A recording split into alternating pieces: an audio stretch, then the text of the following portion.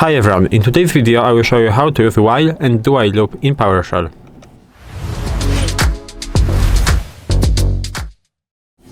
So in this video you will learn how to use condition-based loops in PowerShell.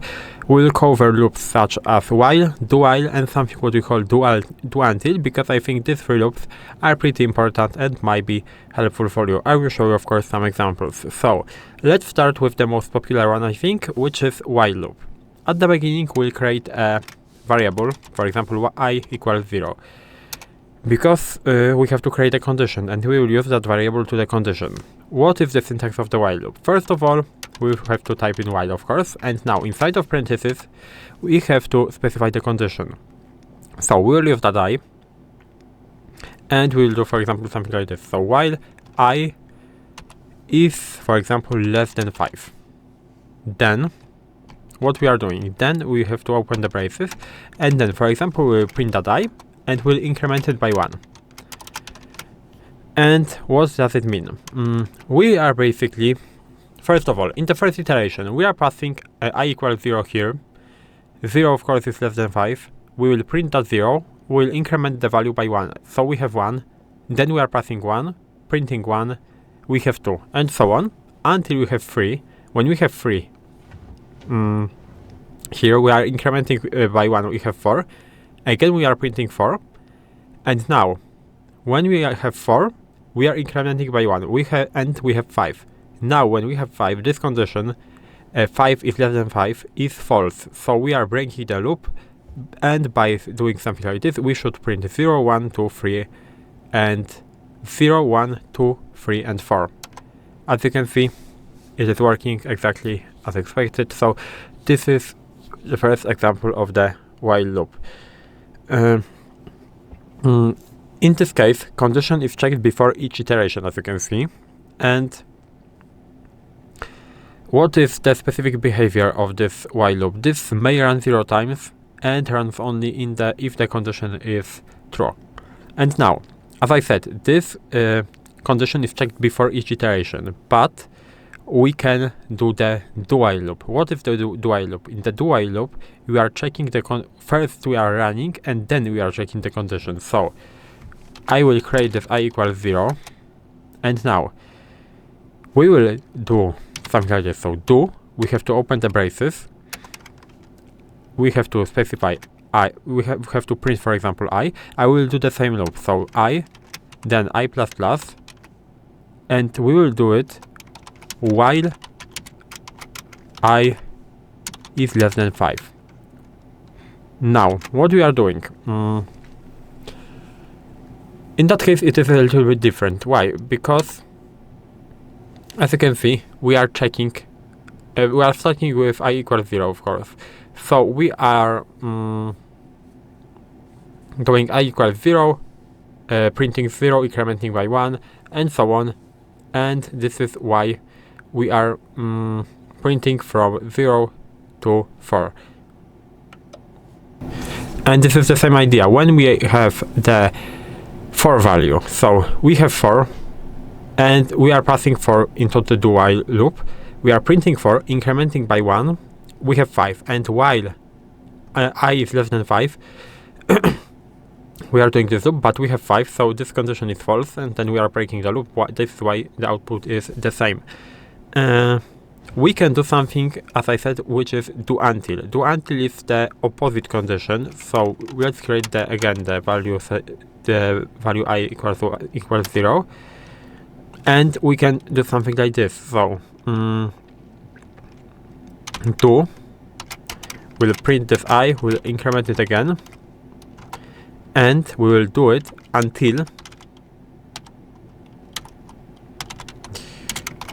I is greater than 5, like this. This is the output is the same, but it is a little bit different. Why? Because it is not while I is less than 5, until I is greater than 5. And this is how it works. This is why we are printing 0 to 4. You can check it and analyze it. But this condition basically, this loop runs until condition becomes true. not until the condition becomes false. So this is the difference. And now I will show you one more example with the, for example, while loop. So let's say that we have I equals 0. Of course, we can use it in the as a variable in the text. So we can do something like this. So while, for example, I is less than 3, then we will print, for example, attempt I, like this. And now we'll increment it by 1 again. And now we can close that. What we are going to print, of course, we are printing attempt 0, attempt 1, and attempt 2. And now you have to make sure, you have to always make sure in this while loop cases that your loop can stop, because it is very, I would say, easy to make infinite loop. So for example, you can do something like this: while and true, and for example, I don't know, we can just increment I by 1. What we are doing with in this loop, we are basically doing the infinite loop, and this loop will go into infinity, and we have to add some condition in order to make it stop. So we can do, for example, something like this. We can use break. So if I is greater than 5, we will break. So break like this. You have to make sure that your loop can stop. Of course, there are some examples where you want to do the infinite loop, but it is very important. As you can see, my loop can stop. If I will do, for example, if I will remove that, then I will loop into infinity, as you can see. So this is how it works. You have to stop that manually by pressing Ctrl C, and this is pretty important.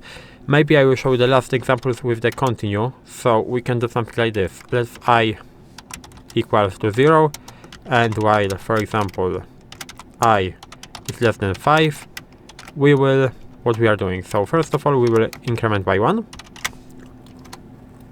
Then if I is equals to 3, we will continue. We will print that I, and we will close that. What we are doing? We are starting from 0, of course.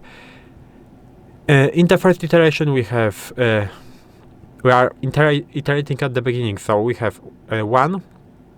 1 is not equal to 3, of course. We are printing 1. Then we are printing 2. When we have 3, we have this condition. So 3 is equal to 3. We are doing continue. Continue basically goes to the next iteration. So we are skipping this print I.